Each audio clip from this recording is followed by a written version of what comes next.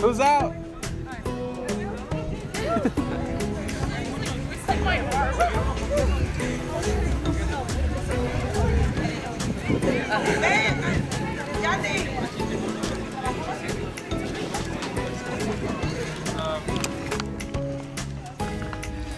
Ready? 1, 2, 3. Good.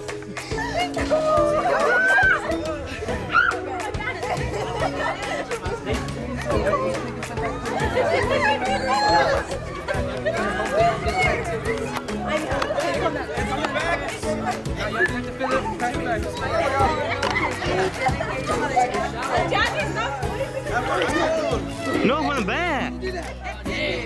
From the back. Yes. Water's gonna come out.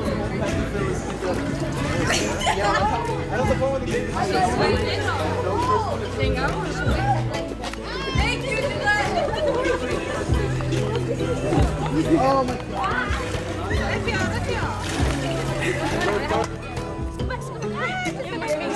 Wait, why is people going out? Because we have to go to the front. Oh,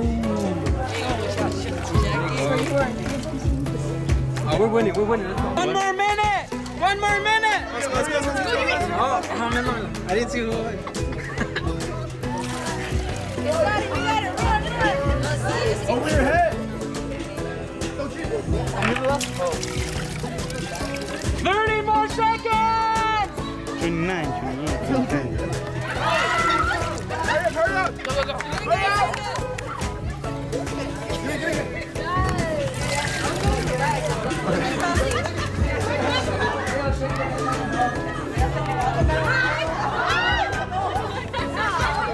15 more seconds.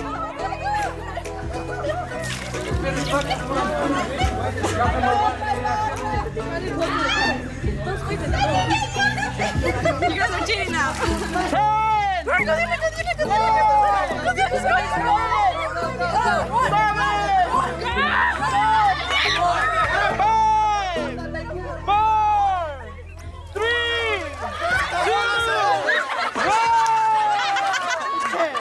Next one, that one. It looks like team number 2. Yeah. Team number 2 won. You gotta measure that. Bro, we have more people. Hello, my name is David. If you don't know me, who I am, it's okay. My name is David. Now you know. I'm glad to see all of you guys here today. It's nice to see some of you guys again, or some of you guys for the first time. I'm really happy you guys are here. I'm glad for the churches for cooperating and making it happen. So I just want to share a short word with you guys. So like I said, my name is David. I go to the Burlington Church.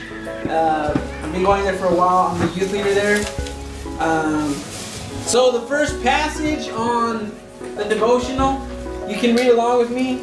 It's Jeremías 1:4. It's Jeremiah 1:4.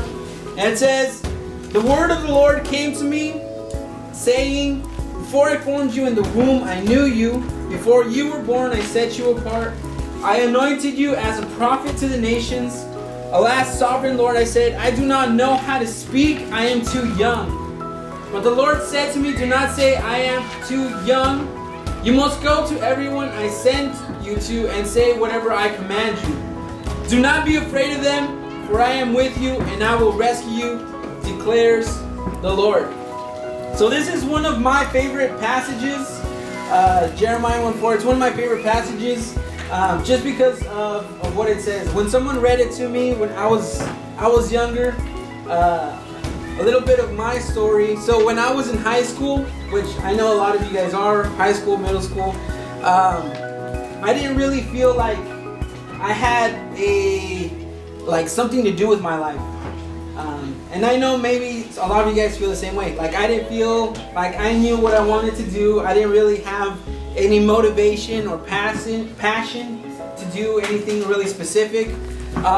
So my plan was to join the military, and then see kind of what goes after that, right?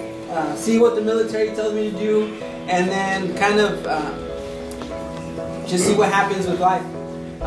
And I know I'm not saying that that's why people go into the military, but that was my reason to want to go into the military. And that's around the same time that I had an encounter with God. And that's kind of when He gave me motivation or a reason to live, or something to live for. And part of it was in this passage, knowing that God loves me, knowing that God knows me, knowing that God knows who I am. It really meant a lot to me. Something that happened in my life, as my mom tells me, when I was in my mom's womb, the doctors had told her that my heart had stopped beating, and so they gave her another appointment so that my mom could come back and they could basically vacuum me out of my mom's body so she wouldn't get sick, since I was a dead body inside my mom.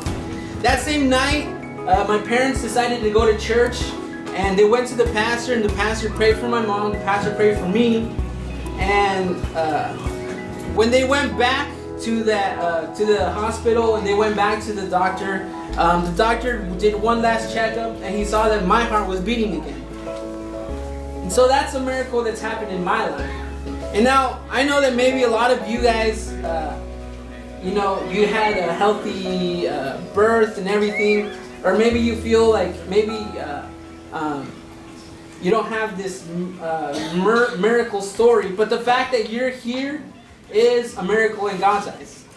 I don't know about your guys' life. I don't know what you've gone through. I don't know maybe what your parents have gone through. But the fact that you're here, that you're alive, and that you're healthy is a miracle in itself. And it comes back to Jeremiah 1:4. It says, before I formed you in the womb, I knew you. Before you were born, I set you apart. So what does that say to me? That says that each one of you guys is special to God. That says that each one of you guys is important to God. It says that each one of you guys has purpose and a calling from God. Now, I don't know what that is, but God knows what that is. And that's why you're important to Him. And the second passage is 1 Timothy 4:12. It says, do not let anyone look down on you because you are young, but set an example for the believers in speech, in conduct, in love, in faith, and purity. So that's something I want you guys to take home with you. Something for you guys to meditate on. And I encourage you guys today, before you go to sleep, say a small prayer and read this passage again. And just think about what that means in your life.